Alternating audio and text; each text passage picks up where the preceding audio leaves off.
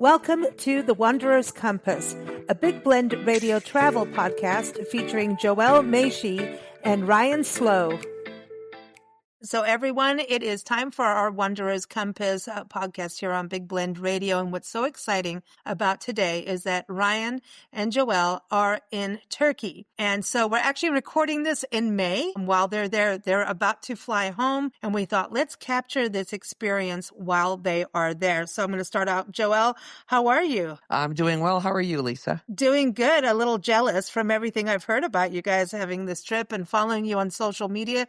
I encourage everyone to follow Wanderer's Compass on Facebook, Instagram, because you're going to see all these amazing photos that are going to make you want to go to the amazing places they've been to. So it's great to have all these photos and read about it, but holy cow, man, y'all did you had an epic adventure, right, Joelle? This is epic. It has been epic, and I think we definitely had our expectations high. But then also you get a little nervous, new country, and then some people, the warnings were like, oh, be careful, and so forth. So you went with some apprehension, no matter how much research you do, you're like, is it going to be what we imagine? And on every level, Turkey has exceeded all your expectations, from the people, the culture, the food, the environment, the safety, the cleanliness of the cities, the history, the ancient history. We're absolutely blown away. And it's, in Ryan's case, and he can speak to that, this is now probably one of his favorite countries, which I don't think either of us expected that. But we have enjoyed every moment, and we're actually sad to leave because there's so much here. We feel like we're barely touching the surface. And one thing we hear from locals a lot, you should go down south. You should go down south. That's where the real old stuff is. That's where the ancient cities are. We're like, you're kidding. We're looking at cities that are 3,000-4,000 years before Christ here. And they're telling us, oh, this is young. You need to go down south near the Syrian border in that part of the world. And we've heard that almost in everybody we've met. So it tells us there's so much yet here to discover that we have yet to see, but we definitely have whetted our appetites. And I've already said we need to figure a way to come back to visit that part of Turkey because there's so much here to explore. It feels like it's like almost romantic because of the architecture and the Moorish style. And I don't even know if it's called the Moorish style, but it's rounded.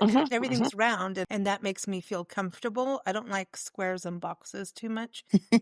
Don't put me in a box. It's never going to happen. I will color outside the lines, but it just feels wow, this is so beautiful. Ryan, how are you doing? I'm doing pretty well. We've done a lot of walking and a lot of stairs and hills, and I've had my moments of discomfort, but in my old age here. What is this with you in the old age? Every single podcast so far, you're kind of getting come on I now. will reiterate, my military service ages me far faster, body wise.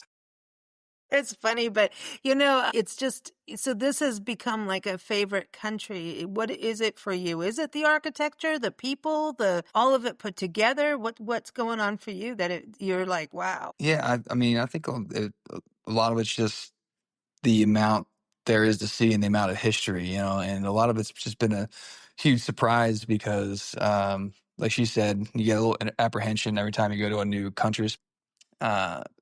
Here, it's a different way of life. It's a different, you got different religions here that we're not normally around, different just culture and different food, and and you hear, you might hear bad things or someone warns you, and you're like, well, I don't hear this or I don't know this, so you start doing research and trying to figure things out. But then now that we're here, I mean, I have nothing but good things to say about it. Almost everyone I told that I was coming here, they're like, "Oh, well, I don't know if you should go there," or "Oh, hey, well, you got to be careful," or or some would just be like, "Well, what's there?"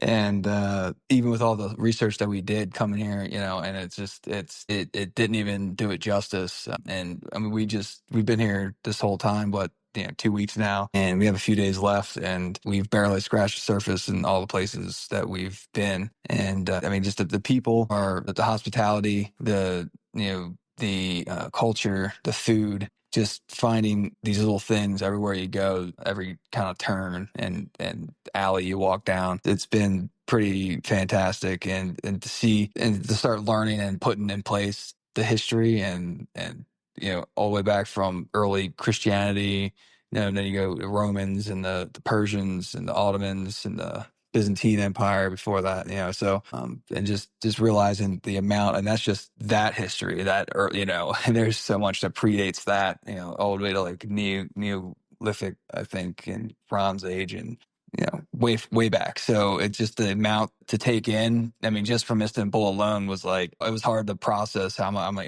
and we had only done the first couple of days just like right in the northern part of the city. We haven't even gone to the old town yet, and I'm like, I don't even know where to begin. It's pretty fantastic. I mean, it's definitely one of my top 10. I think is now, because there's just so much to see and do. That's exciting to me because all the history you're talking about, I think we sometimes, unless you geek out on it, right? That's one of your main interests in life, which I can imagine, because of all this history. But it takes me, when you're saying all these different religions and the different histories and the different eras, I'm like, man, this is stuff we learned in school, right? And you're looking this going, Barely. wow.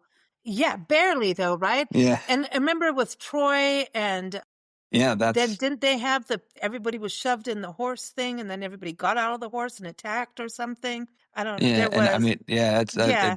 and that's, I mean, there's so many ancient cities and things that we haven't even, because we haven't even been near that. 'Cause we've been Istanbul, and then we went, east, to the capital and other things around there, but we never even went towards the shoreline. I mean, along the shoreline, I mean, yeah, and close to it, I mean, you have Troy and just all these ancient cities and civilizations just scattered across the whole shoreline, all the way going up to Cyprus, near Cyprus, and then you have towards the Syrian border, as like, was it in Beylik Tepe, or I can't remember the exact pronunciation of it, but it's one of those ancient cities that they uncovered, not that many years ago, and that they don't fully understand, and it predates some of the other ancient civilizations that are like, oh, like this is even older than that. So like, where did this come from? Who made that?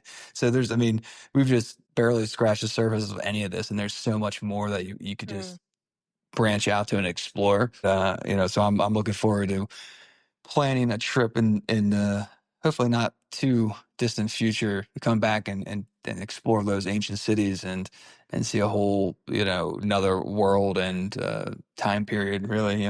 It's exciting to me because, as I was saying, going back and like as a kid in textbooks and class, this is like you guys are seeing the real deal, and Yeah. that makes it Yeah. alive. I know we always talk about that on the podcast with you, is whether it's our regular shows or your podcast, Wondrous Compass, everyone. You can subscribe on Spotify, Apple, all those places, YouTube, Podbean, it's Cloud, saying go, go, go, every month, every second Wednesday. So what's interesting is, and I think when we look at these kinds of things and it comes to life and history comes to life, you start to understand the people, how their connection is with the land. I know I've had some friends also go to Turkey recently, and they're, other people are like, oh, you shouldn't go out that, like, oh, there's this fear, right? And that fear happens with many countries, even Mexico. Oh, you shouldn't go to Mexico. You shouldn't go to Russia. You shouldn't. And if we all listen to the shouldn'ts, we wouldn't really have a good life. Yeah, we'd never leave home. Yeah, really. And honestly, a tornado could wipe you out at home. And I'm not making light of it. Nope. It's a reality. I've been at home and suddenly, wildfires at my doorstep. So at some point, you're going to have to move around. So I'm just saying, so I know everyone listening they're travelers and they're into travel, or they're listening and enjoying your travels if they can't get there. But I think that kind of fear, and then you go to a place like this and then you start to meet the people, and maybe what happens with the newscasts. I'm not knocking the news, but I'm just saying sometimes, we talked about this for Memorial Day programming about numbers on the TV screen, and not understanding those numbers at war are human numbers, human beings, not a number. And I think World War II, we did really good at making people numbers or symbols and all of that. And it continued on, sadly. But when it comes to really going to these places that people may have a fear of, and then going and meeting the people, doesn't that change for you? I would go to you, Joelle, on this with the people. People have been upfront. They are very welcoming, and they're very curious. And we've had a couple people said to us, oh, are you from the United Kingdom? Because interestingly, they have told us across the board that they don't get that many Americans here. They get a lot of people from Asian countries like China, Japan, Thailand. They get a lot of UK, French, Italians, Indonesia, and so forth, but they really don't have a big American visitor population, which surprised me a bit. Even in Cappadocia, that was the case. But they'll literally say, "Where are you from?" They want to know, and they get excited that they're from the United States. We have felt welcome everywhere we go. People are curious, people are kind. Even if they don't speak much English, they'll say enough to ask where we're from. And then we'll start conversations or at least communicate the best we could. They laugh here, they engage here, especially since we've come across, especially in smaller areas, we've gone to some small towns and so forth, that not really anybody speaks English. And in many places we've been, there are no English menus. So we figured it out. We still have found it easy to communicate. What might surprise a lot of people, and even people we've met here who are other tourists, has said, we did buses or tours. Oh, we're driving. And they're shocked. You're driving Turkey? And we're like, absolutely. And it has been one of the best road systems we've come across. And so this idea, we have to be careful. Nowhere have we felt that the drivers were crazy. Trust me, there's a lot of places we've traveled where the drivers were crazy. Not here. The highway system is excellent. The signage is good. The GPS has been flawless, even in the Really? cities. Are you Flawless. kidding me? No, Are absolutely you kidding flawless. me? I got lost in Indiana and almost, and I'm going, it took me to apartments instead of to a house that were supposed to be on the other side of the county. But We're in the anyway, middle of nowhere, and it's guiding us in these roads going to these way out of the way places. Not a hitch, not one wrong turn. Always knows where we are. The internet's been strong even in the middle of nowhere. you're doing a podcast with us right now. Exactly. That's It's been internet strength right there. Like, In the yay. capital of this. Yeah. So Ankara, you're in Ankara. Is it Ankara? I don't even Ankara. know. Ankara. Ankara. Ankara. Ooh, It's I their like capital. that name. Yeah, and then that's how they say it. We were with them a good part of the day. And again, I think back to the people real quick is there's this Mm-hmm. kindness. And what I wasn't sure what to expect either was, clearly the Muslim faith is very dominant here, but there's also Christians, there's a Jewish population, there's people from Afghanistan, there's people from Thailand here who live here. There's a very mix of this. And as we've talked to some of the locals, they'll say that, we all cohabitate. And you'll see that. You'll see women in their Muslim scarves with women who are dressed more like European, with tank tops, and they're all walking together, laughing and kidding around. There's this Yeah, really sense hanging of out at community here. bars. Yeah. Okay, so wait, we can get wine. This is important. So wine is Yes. allowed? Lots of Okay. wine. Yes. No problem Turkish with wine. wine. You had and Turkish wine? Ooh. Oh, yes, quite a bit of Turkish wine, and they make some very good wine, especially near here.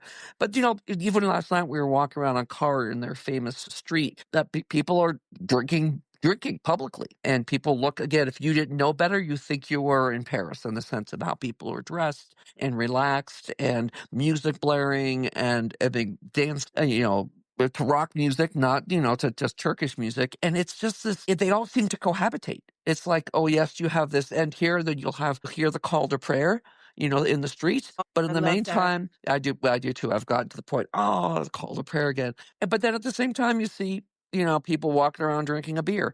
There's something that it's unusual to see, but they all seem to cohabitate well and respect each other That and sounds don't like seem Cape to, Town. This is like Cape Town in South probably. Africa. South Africa is I know people will look at me or listen and say, you're nuts. No, I live there. I can say it. It's when, there was some bad times. Absolutely. And very bad wrongdoings, right? And every country, everyone has. But you go to Cape Town and it was this amalgamation of everyone, right? I mean, it was like Hindus and Muslims living in the same kind of area. And you hear the call, that morning call. And I'm like, I love it. I love that because it's like, I need to get up, get my butt up. Let's see the sunrise, But it's like when I hear that, I'm like, it's like a calling. It is. It's impressive, and Ankara, I think, is probably the most cosmopolitan of the cities from that perspective. And we're staying at the Ankara Hilton, which we absolutely love. They're absolutely perfectly located. And everyone here is so nice and catering. And of course, this is the government area as well as every embassy you can imagine. I think there's 140, 150 in this vicinity. They're used to an international clientele. Everyone speaks very good English in this immediate area because you have an international community, which was the one city we've seen that most in, because it makes sense, right? You've got people from all over the world in this city. And so that I think would be, and the thing is, very few people actually, tourists, come here because they think, oh, the capital city. But there is so much history, the Roman Empire, like as Ryan listed all the Anatolian history here, that there's so much to learn and so much to do. And so one of the best museums is the Civilization Museum here we went to today. That was absolutely fascinating. So there's a lot here, and the people have actually, even last night we went to this crazy restaurant that was just like, oh my gosh, I'm talking about a cultural experience. We had no idea what we were eating, and the guy spoke some English, but he was laughing, we were laughing, and he's pointing on this thing, this is pop, he just would say, we're popular, oh, popular. We just said, okay. We did not know what we're eating in some cases, but you know what, we had a great meal, we had a lot of fun, and really went to one of the busiest restaurants in the city. And those are kind of the experiences that I feel like, oh my gosh, we are so lucky to be here. And we love those moments when we say, how did we get so lucky to be here? Mm. And that's something we've been saying a lot on this trip. And when we could talk about a little bit our balloon trip, all these things we never thought we would do, that was even maybe a pipe dream versus a bucket list. And here we are doing them and loving it. I love this. I love to hear that because, again, it's like getting past where some people may have fear. And, there's good reason to be fearful of anything. That's our Should always be alarm careful. system in our body. Yeah, always be aware, right? But to fulfill some like pipe dreams and bucket lists and then discover things you may not even have thought of and then go, wow, this is even better. Kind of like Ryan going, oh, this is in my top 10 countries now. I think this is amazing. So I want to go to the food and wine, but then we're going to go above ground and below ground in a little bit here. So Okay. Let's talk about the food because that relates to the people, and I can only imagine the food being fantastic. So Ryan, you mentioned wine, and we're recording this, everyone, on National Wine Day in this country. And so we did Hungarian wines on the podcast and wines in Oregon, California, Arizona, talked a little bit about some of the rest of the regions in the country. Turkish wine. Ryan, is that a good thing? Turkish wine? I mean, it's one of those things like you don't expect. Like, obviously, I'm thinking Muslim culture, a lot more of that, so I'm thinking it's a lot limited. So, it's one of those things. It goes back to a lot of stuff we already talked about. It goes back to like doing your research, before you go someplace, because we're like, well, how do we dress? How do and then I'm worried about like, oh man, it's gonna be hot, and I'm wearing long sleeves and this and that, and then I look and it's like, no, you can wear shorts and like this and that, and and then you learn what you can and cannot do, and you're like, oh, I can do this. Oh, there's wine you can drink there. Oh, and then we're like, okay, and then discovered drink Turkish double wine in case the next place you can't. Yeah, and then I discovered Turkish wine, and it's very good. Some of the ones we've had, so the reds, probably drank reds, and actually uh, I've liked every one of them. It seems like every time we get another one, I like that one a little bit more. So we've gotten quite a few decent ones because we always ask for like, oh, they're like, well, what do you want? And they look at we're like Turkish wine, like, and we ask like, well, they have a house wine or whatever, and they'll just point to whatever one they think is better or this and that. And very good. I was surprised. I'm more of a sweeter wine, whatever, but they're really, they're, I would say fruitier. A lot of the ones I have, like kind of fruitier, strong, very good reds. She probably talk more about proper notes and things, but, yeah. Wait a minute, because last time you were on the show, you were talking about whiskey tasting while you did like a whole course, and then goes and has legs and a Joelle robust went and did it. Yeah, you did all that fancy stuff while Joelle went, I'm just going for the tasting. Turkish of food. I didn't know what I was eating half the times. This is so funny because you went and did the tasting, the course on whiskey. Joelle does a tasting and then goes to the castle after a tasting, the Edinburgh Castle. I love that. Now you're drinking wine in Turkey and eating paprika potato chips, right? This is Well, this is the thing. We you know haven't what? found them yet. I thought they were paprika, and it turns out they aren't. I couldn't read it. I mean, I didn't understand what the thing said, so we actually opened that bag I told you I bought, and it wasn't paprika, it was barbecue. So I was quite disappointed, and I have But not found it since because I do love my paprika chips. But I did get some in Venice, so I was okay. but a barbecue still got that. See, it's going towards that fruit chutney flavor. Yeah. Barbecue. It's like the sweet and the spicy put together. We want that. That's very good for us.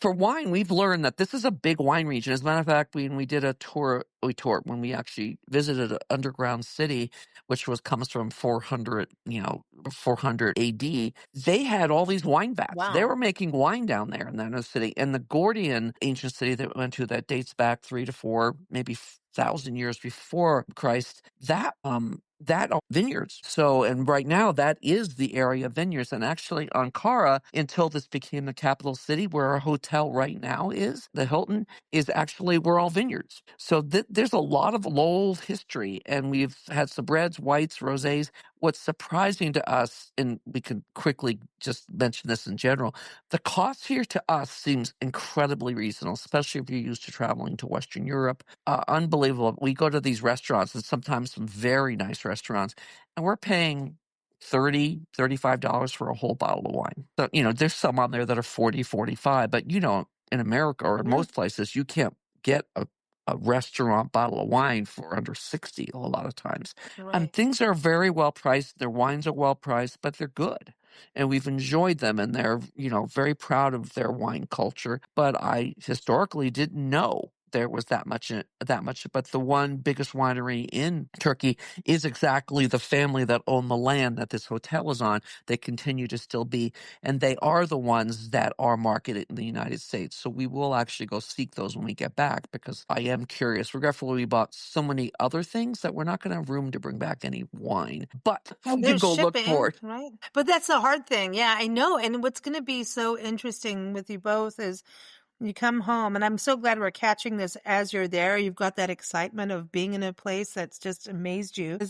You're going to start writing your articles and do more social media posts, and then you're going to go, but wait, we should have gone there too. We should have gone there absolutely. too. I have a funny feeling it's going to happen to you a lot, and that you're going to go back sooner than you think. But the food, if you could just describe, like, each of you a favorite meal as best you can, because it sounds like you don't know all the time what you were eating, but it was good. But Joelle, let's start with you and then go to Ryan on like a good meal. We've had many different cuisines. I've definitely enjoyed one thing they do here. We ordered it the other day, went to this restaurant, and I got a pasta dish, and Ryan, I forget what you got, but we thought, oh, we'll wonder if this is enough food. Next thing you know, in front of us shows up 8 different bowls of all these different things, from sauces to meats to, gosh, we didn't know what a lot of it was. And then they brought along with that this bread, fresh baked out of the oven, that was probably 2 feet long, and puffed up and like a pita, but a giant pita. And it turns out it's all included. I mean, we did that. We're like, did we order it and didn't realize? And all these different flavors and sauces, and that you eat it with the bread. And when our bread was down, they brought us another piece of bread without asking. Without asking. And they we also didn't realize, we ordered Yep. other bread with other stuff, and then that came. We're like, man, Oopsie. We're in trouble. And then at the end of the meal, they bring us a bunch of desserts. Also, nothing we ordered. Just last night at the restaurant, 2 here, same thing. Brought us 3 desserts, right? I thought it was 3 desserts.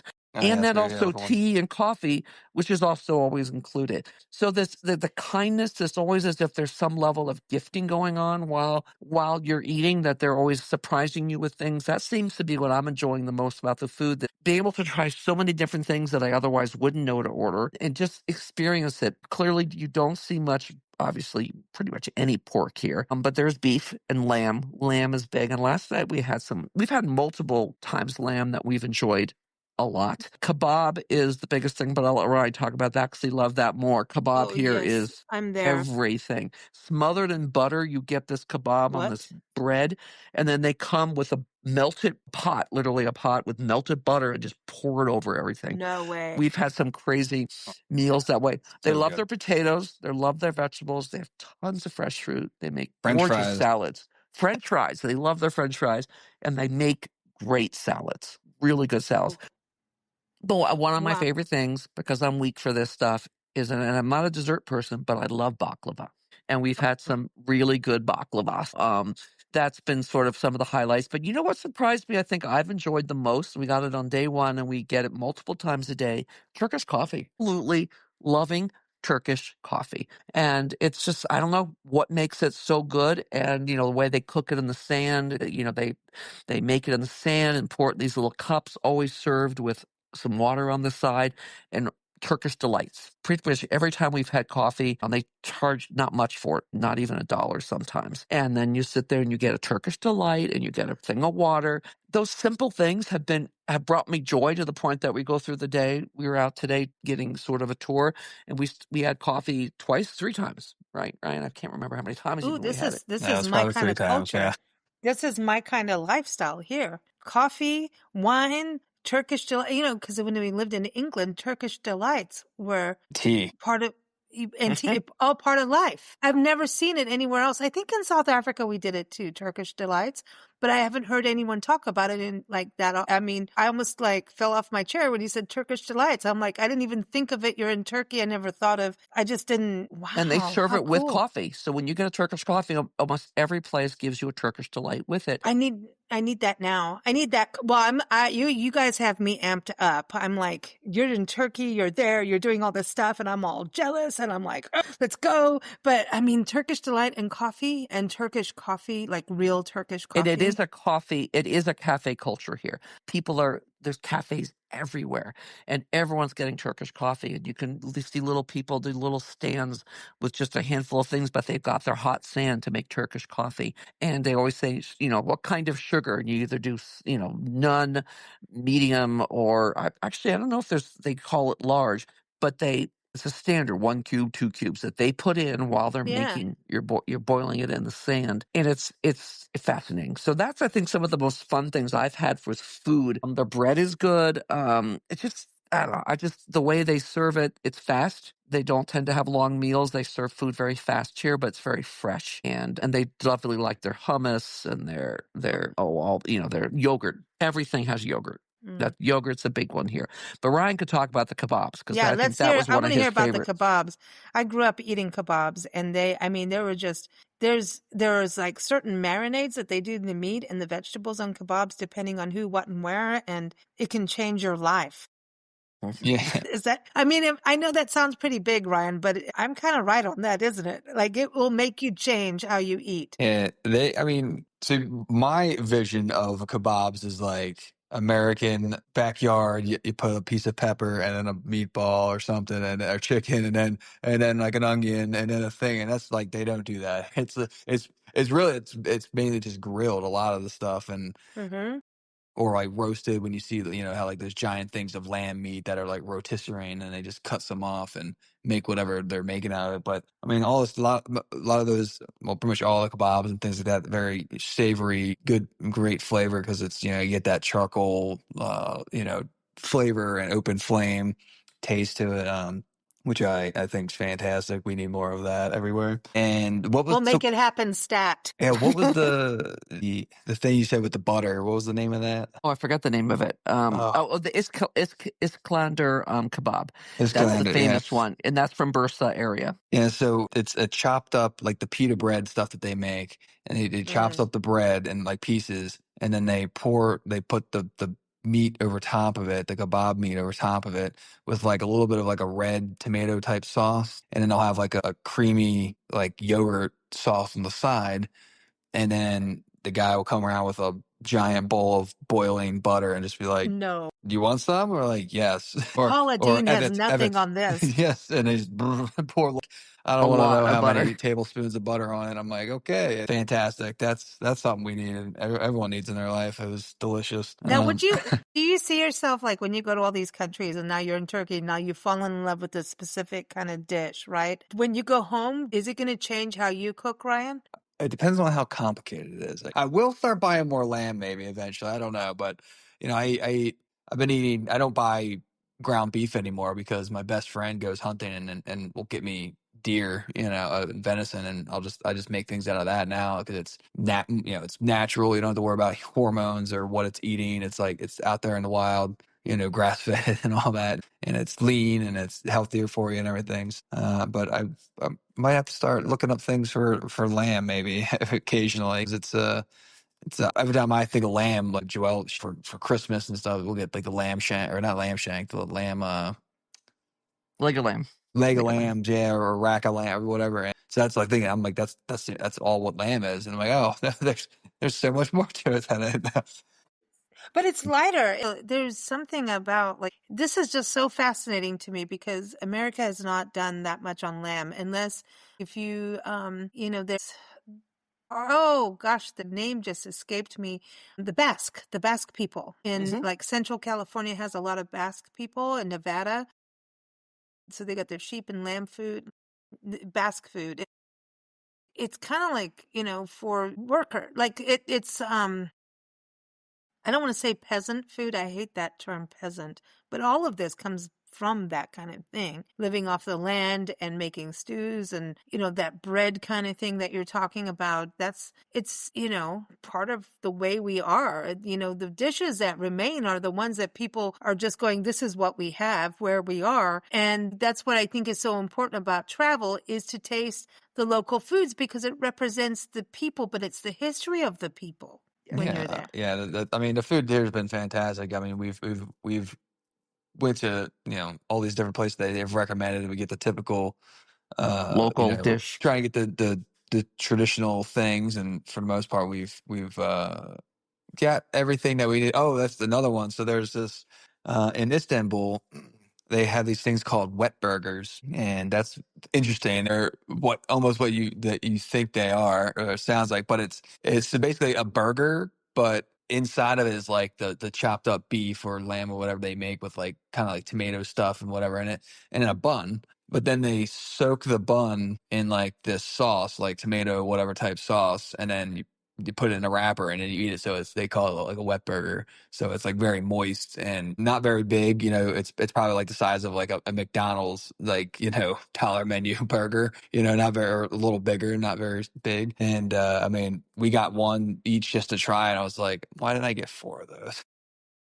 Little sliders, like Yeah. little So slider Yeah, delicious. burgers. kind of. Yeah, they're so delicious. Yeah, probably, 4, 3 They don't inches across. look good because the bread looks like it's wet. It looks like a soaked wet burger. And you're like, Delicious. how can this be good? But we were told by that actual chef from Delita in the Presidio said you have to have wet burgers. So we thought, okay, we'll go get wet burgers. Absolutely. We're going to get more. We're going to go back when we And go back in a few the days. place we went, it was just like the Pastel Donato place in Portugal, a famous one you got to go to. You just walk up and there's just a line of people, and they're just like, oh, you just kind of like point, how many fingers up of like how many you want, and they're just like, oh, okay, here's money, and they're like, here, they put it in the thing and they give it to you. You're like, and it was just a line. It was just like a conveyor belt of people going in and going out, going in, going out. Just this like, it was like, man, this must be good. It was pretty No, good. It and no was, place to sit. People yeah. are just walking in, pointing, paying, and leave with a burger in their hand. That's a business plan right there. Oh, yeah. Yeah, it's like, what do you make? This, and that's it. Oh, they had That's fries. it. And that was Yep. it. It was like there wasn't like, oh, you can get this kind of wet burger or this kind. No, it was like wet burger and fries. Do you want This is both the or do soup you want one or Nazi. the other? That It's was the it. soup Nazi. It Yeah, is. No soup for you. yeah. No, don't you stay in that line. Don't even deter. Don't even move. Don't you just stay in that line. That But I love that it. But that simplicity and being really good at it is there's something to that.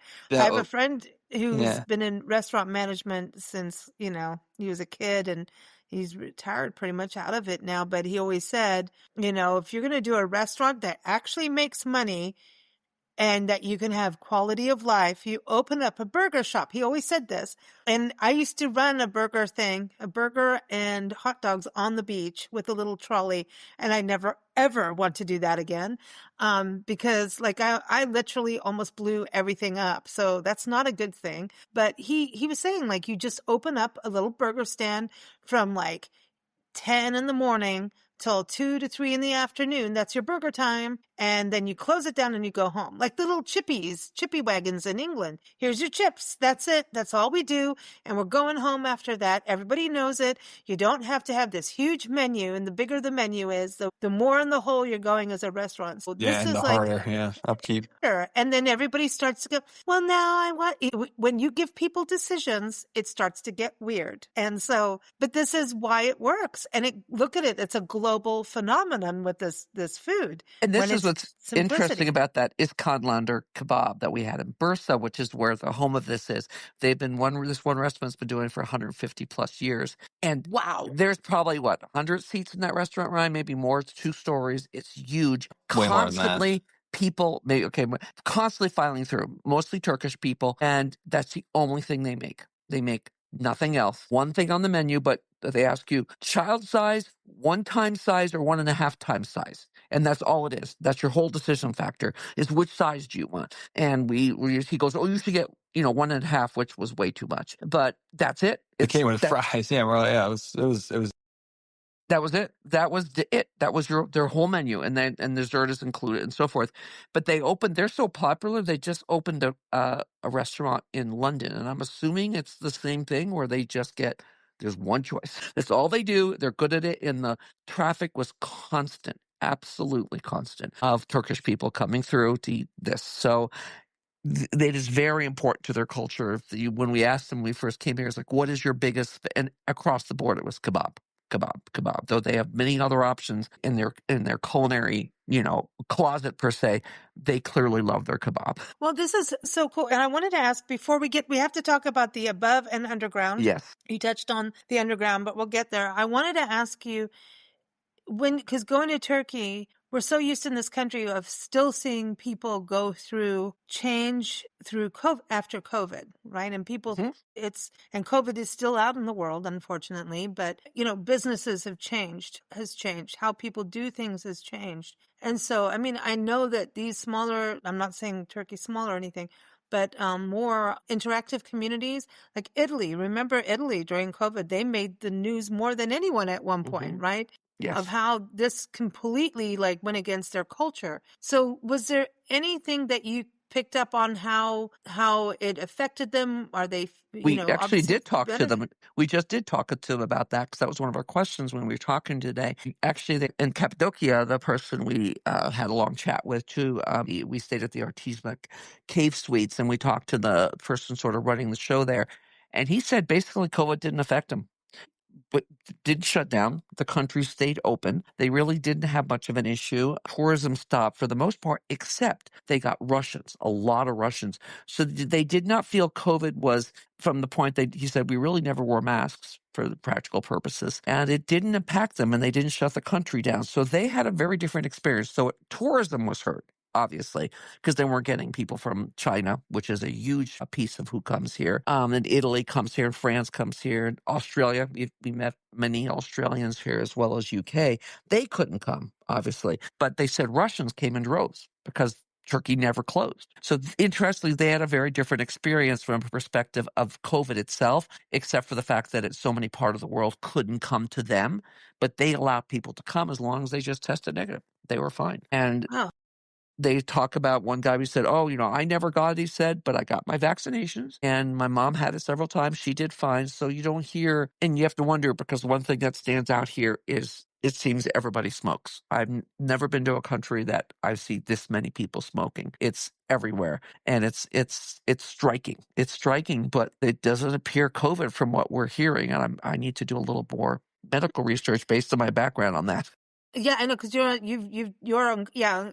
on the cancer, side of research. So is it mostly tobacco? Is it pot? Like what are they smoking? Okay. I don't know. I haven't smelled pot at all, so I'm assuming that's not legal here. It's cigarettes. And a lot of it hand rolled. Most of it's not filtered. We see a lot of people, and it's constant. Like even when we did our balloon ride, before he got in, he was smoking. And the second he got out, he was smoking. And, you're talking to people and they can't. It's just, it's the culture here. It's just everywhere. That's a good heads up for folks because some people are very, very sensitive to it. You grow used to it. I am too normally. I am very sensitive to it. And so is Ryan. But, after a day or two, You just need to find you where to sit in a restaurant because they don't smoke inside buildings. So if you're inside, you're going to be okay. Definition of inside outside can be vague. If a window, it's an open patio. So you just have to be conscious and then choose a seat that gets you away from it. But it's there. After a while, you just sort of ignore it because it's just commonplace. But I tend to get bad headaches. But after the second day, I was fine. You So I think, acclimate. yep, you So, acclimate. Ryan, how was Joelle on this above ground experience going on Mhm. a hot air balloon as the travel partner there? Because the buddy system is super important as travelers, right? So you always It watch is. each other on things. How did she do? We both did well. I was kind of like a So balloon both of you and had like a everything. Both of us. So we were in Cappadocia, and we were like, well, we always see the Instagram stuff. People go there to get the pictures of the hot air balloons and whatever. But then she wanted to go in one, and I was probably less Excited than I was. enthused about it than she was. But we don't particularly like heights that well. She likes them less than I do. Yep. I mean, I'm usually fine as long as I'm not like hanging on the edge or something. I mean, she's seen me climb many castles and random things that she would never do. But it was so weird. I think you were so in the moment and the experience. I mean, it was so gentle. It just felt like you were just standing on a rooftop, and then rooftop just kept moving to a different area. So it's like you weren't like, oh man, wow. you weren't like seasick or feeling weird or anything. I mean, it was just like this gentle. You just felt solid the whole time, just floating over everything, and it was fantastic. I mean, the coloring every like minute, the lighting was different because we got there as the sky is just starting to get a little color, and you're like, oh man, because it was basically pitch black when we got there at like 5 a.m. And then, you know, once you start going up and the fire, the flames start going off and the balloons start getting, blowing up. And it was just like, oh man, this is going to be amazing. And once you started, floating and man, the sun came over the horizon and it was just fantastic.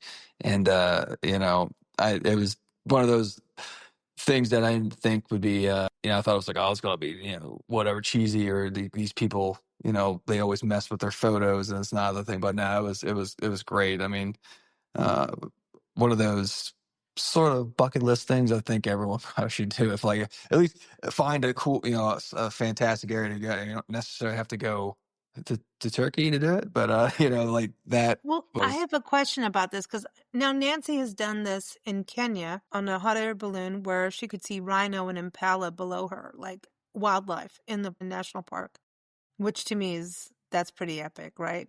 Yep. And I've been around, I've filmed hot air balloon stuff. I've done a bunch of on the ground, and I'm not good with heights unless you play Bob Marley and then I just kind of chill. It's the same thing as going on mountain passes. But I've done the deadliest roads in our own country here. I've done it, and I'm still a baby, but I still do it. I will persevere. I'm like, you will do it and you will stop being a baby. You can sweat, you can cuss at that time. You're allowed. Whatever you need to do to get there, you do. But what I've always said, and I've had balloon operators on the show and everything, I'm like, I want my champagne up there. And everyone's like, no, you only get it at the end. And I'm Yep. like, I'm sorry, but if I'm going up there, I know it's a big reward by doing it because it's beautiful and magical, but I want my champagne. Is there really a no reason for having champagne up there? I'm not hoisting this thing and guiding it and doing whatever. I'm just looking out. Come on, man. I would say yes because you don't want to have many things in your hands and glasses and you never know if it's something. But there obviously this is part of the world. They probably put more balloons up than anywhere else in the world, and they do this every Really? single day. there's hundreds and hundreds of them. Hundreds at one Oh my time, and we're gosh. all amidst each other. With the fairy chimneys right there and the hillsides. There's a point where we got so low, Ryan actually could grab a tree. And that's how close. Now the basket holds 28 guests. 28 guests in the basket, Whoa. plus the pilot and his assistant. So you got 30 people on this basket, and that's a lot of Moving people. to bourbon at this point, just saying. So that's a lot of people. So if everyone's holding glasses I mean, it wouldn't be doable. So we did get champagne when we landed. We used a company called Discovery Balloons, which we were very impressed with, and they stayed in the air longer than most all the other balloons we saw. And the safety, the way they did it, the way they and actually they sent us, we did a video of it, and I haven't downloaded it yet, but I can't wait to see it because they used a 360 camera.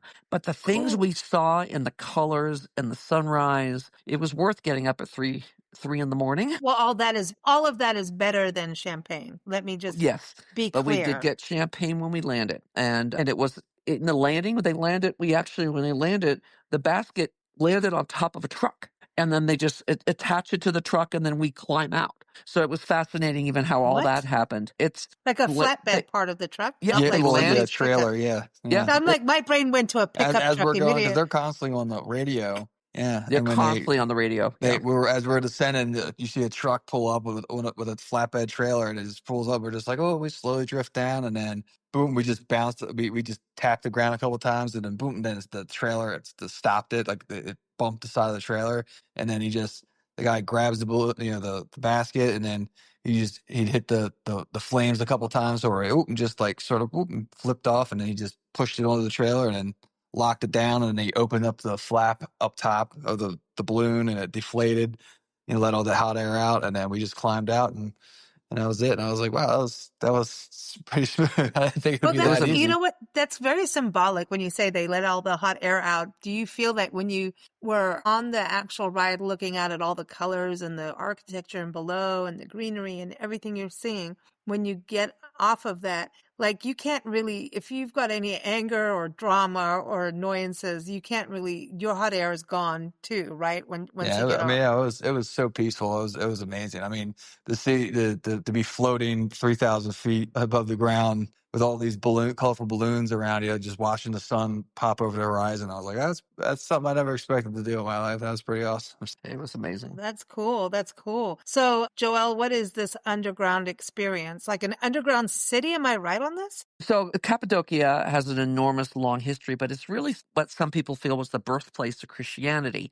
And so there, a lot of these caves were where the Christians lived and hid and tried to escape persecution. And this is back 400 after the death of Christ. So this was a very monumental area, which I don't think I fully appreciated till we got there. So a lot of these caves you visit that are all over Cappadocia area has to do with, a lot of it is where these Christians, we went and saw some cave churches. We saw some that were incredible frescoes painted into these caves from that. But during the biggest part of their fear of persecution, they dug there's many underground cities, and they go 5 stories below ground. And so we started the day on the balloons. We ended the day going to this underground city. And initially, I wasn't planning to go in there. Ryan, said, oh, I'm going to go. And I said, fine, I'll wait outside. But in the end, I went. I had a hard time because I'm claustrophobic. And there are points, and I'm also 6'1". So there are points where you're literally going through spaces that are no more than 3 foot high. And these tunnels, people live there for months on end. Thousands of people live these underground In the tunnels. dark. And it's dark and it's cold and it's all carved out. Blew your mind. It was, and I think what I made a mistake of is I didn't know how much worse it was going to get. So when it got to the point that I was literally could not crouch down, my back was rubbing against the top of it. Had I known that was the worst, I would have been fine. But I didn't know. And I didn't know if we were in the 3rd story, 5th story, whatever. But at the same time, it And was it's like a unbelievable. maze. It was a maze. Oh my gosh. I mean, there was so many. There was dozens of tunnels, and there's arrows on the walls to be like, okay, this red arrow is going down, and then it's like the blue arrow is going up, and like so like, okay, you're basically doing like a circuit. And it took you to like some of the main areas, the main rooms. But there was some with the one that was like, oh, here's this tunnel this way, and it was complete black. And I was like, I want to check that out. I put my flashlight. I went down probably 50 feet in this like duck walking down, and then I got to a little room that was completely dark, and then there was another tunnel that went to that one. Through that one, it was like partially blocked all with stones. But I was like, I don't even know if I'm even supposed to be down here. But they did. Nothing said I couldn't go there. But it was like, but there's so many other ones that branched off in rooms, and I'm like, oh, there's steps. Where does that go? And does that go into another room or another alley or This is another? like a crazy video game. It was like a oh my rabbit, gosh. just Yes. it was like an ant colony in there of just like random. I'm like, I don't know what. But You know, 5 stories. you got to 5 think, stories. I mean, that is insane. Like, when you think about the belief system to be that strong, that faith, right, for them to live that way. And then you've got to think that in our country here, the Native Americans lived like that in some different, the Pueblos, and then also actually within rock systems and the cliff Yeah. dwellings. I mean, So it's they interesting. dug it Have from the you? ground. It's crazy that it's like not they just like Yeah, found a cave. They dug sandstone. They dug it they hundreds made of it. feet, and I mean they lived down there with like they had their basically their food storage. They had their wine storage. I mean, they went to the bathroom down there. They had animals down there That's that they kept in crazy. there and fed, and like They must they have all used a went to the lot of bathroom in there charcoal. too. And there's like barely any ventilation. There was Oh barely gosh, no yeah, it was light. muggy. 'Cause, It was they muggy basically down lived in there. the dark for months on end. And I'm like, I don't know how that's even yeah, how people just didn't go mad. So yeah, it's pretty wild. And thousands, and I mean, these tunnels, they weren't wide, they weren't tall, they weren't wide, they were very narrow. So I mean, I'm glad I went, but I wish I had known the worst when the worst was over, because I would have not been. I kept saying, Ryan, I Mm, hate you, I hate you. And there was a group of teenagers going nice. through. One girl was crying because I mean, it's It's she was freaky. terrified while other people were literally in awe and having fun. So I'm glad I did it, but it was interesting to be at 3,000 feet in the morning and 5 stories below ground, It's just late hours of the crazy. day. Worked out your thighs, and I tell you that, man. Did you have wine after that experience? Turkish wine after that? We later we did. Yeah, Yes, I was just saying I needed it. afterwards. I said, Yeah, Ryan, you owe I me a would drink. at that point. I was going to ask. Doing that. I mean, have you been to Jordan? No, not yet. One No. Yeah, day. because I was thinking about how the Bedouins lived, and it's kind of like that's an opposite culture, right? Isn't it? The Bedouins versus like the Christians would be a little bit different. I'm not saying that they're versus that was the wrong term, but I don't know. I don't know much about that. yeah, I'm just thinking that's got to be kind of like because they lived inside caves and hills. But like you're saying, they dug this.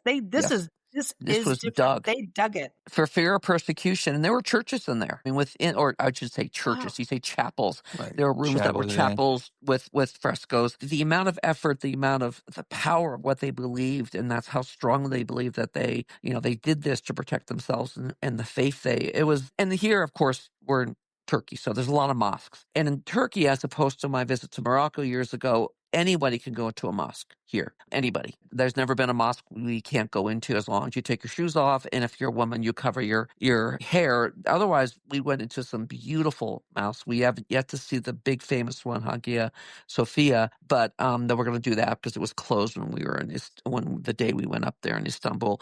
But the mosques are stunning. They're beautiful. They're each very different. Some are tiny and old, and other ones are huge. And again, same thing that it's an open culture that you were not welcome. And everyone's taking photos. I And mean, they're free. all of them are free. All of them. Well, they are, yeah, a place of spirituality, right? Yes, And it's normally you don't pay for that, but some places do charge. They need it for upkeep, and every place is a little different. But on a typical, in this yeah, country. I don't think they even allow you to. They don't allow it to be charged. They're all open at a certain time of the morning. They all have the outdoor bathing because obviously bathing is very important here. hmm We actually went to a Hammam museum in one town that's known for its hot springs, which was fascinating to learn more about the history because that goes back thousands of years as well.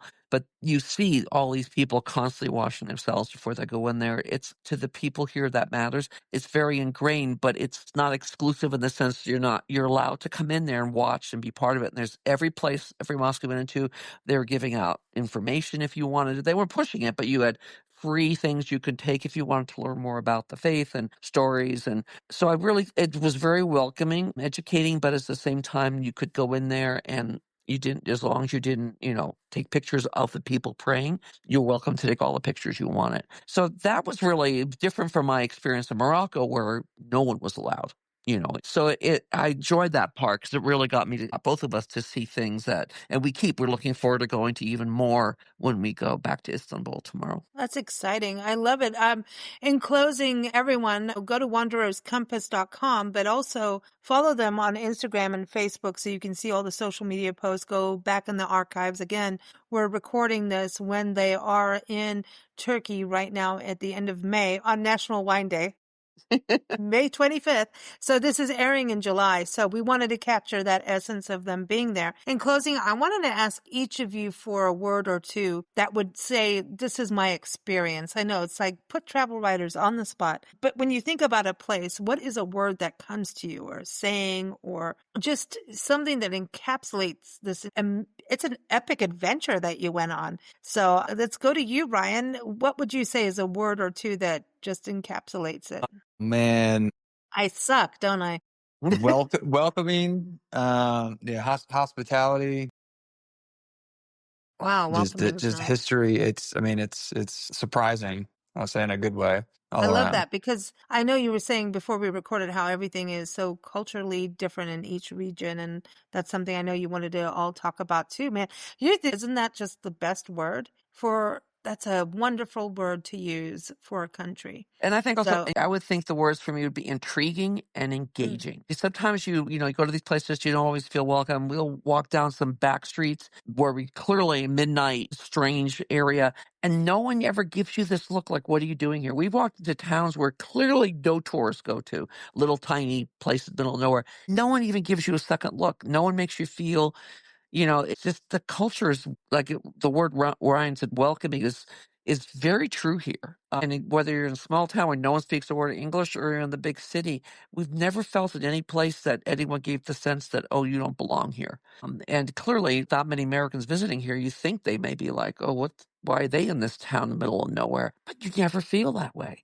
And which is, to me, is intriguing because I don't think we necessarily do that in the United States. And no matter what culturally is going on, you feel that you can be part of it. You're included. It's an inclusive type of setting, which I think has been so intriguing to watch and engage in. that's awesome. Well, thank you both so much. It's been just a joy hearing how much fun you've had and like really cool experiences. It seems very immersive too with all the people. And I think we're going to have to do part 2 when you get home and hear and then you've also went to Venice. I mean, you all did a lot. So Yes. can't wait to hear more. So everyone, wandererscompass.com is the website. Again, Ryan and Joelle are here every second Monday. Excuse me, yeah. Yep. It is every Monday. second. Yep. I just suddenly went, what? Every second Monday. And we love that because we started on Ryan's birthday. The second episode was on Nancy's birthday. So I don't know. We're just going to everyone's going to have birthdays on their episodes. Come on. It's cool. It's cool. But I can't wait to hear more. And I know everybody else thinking about going there.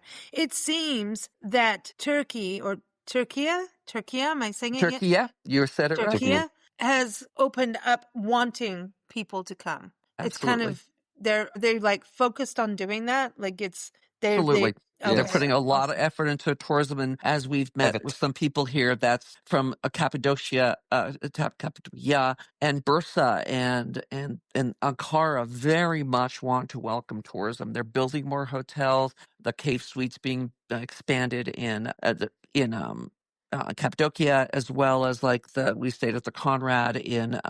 There's growth everywhere. You see a lot of construction. This is a country that's doing very well. It's like I said, it's very clean. The infrastructure is very strong. They've got good subways, good public transportation, good roadways. They're building a strong infrastructure, and they want to welcome more. And you see it in this city alone, the amount of building going on and new hotels being built. So they want tourism, and they deserve it because they have definitely made a place that's welcoming to people to come visit. Awesome. Thank you both so much.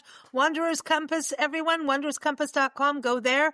Thank you both. Safe travels you, home Lisa. and enjoy Just the to go rest and of do your 'em. time. And listen, before you leave, please go have a glass of red wine for me. Just like I want that wine. I want to taste it. This is like, I've never thought of Turkish wine. And, this is like a little beyond the Turkish delight, but now the coffee, the Turkish delights, the wine, underground, above ground. I'm still thinking of, can't we just have a straw, go to your backpack on the hot air balloon? I'm just kind of thinking, I still want my champagne on the balloon. I'm sorry. I do want it. Actually, it could be wine. It doesn't have to be bubbles. We don't have to have glasses, just a straw, like a big, You could bring. We were allowed to bring water bottles on the Well, on the see, there we go. all Well, you have to do is put your own stuff in the water you bottle. never know what's going to be in my bottle ever, anywhere I go. Don't ever. And when on podcasts or video, you never know what's in my coffee cup. I'm just saying. I'm just kidding. I'm just kidding. All right, guys. Thank you so much. Thank you, Yen. Lisa. Thanks for joining us here on Big Blend Radio's Wanderer's Compass Travel Podcast. New episodes air every second Monday at 4 p.m. Pacific Time, 7 p.m. Eastern Time. You can follow the show at bigblendradio.com and keep up with Joelle and Ryan's adventures at wandererscompass.com.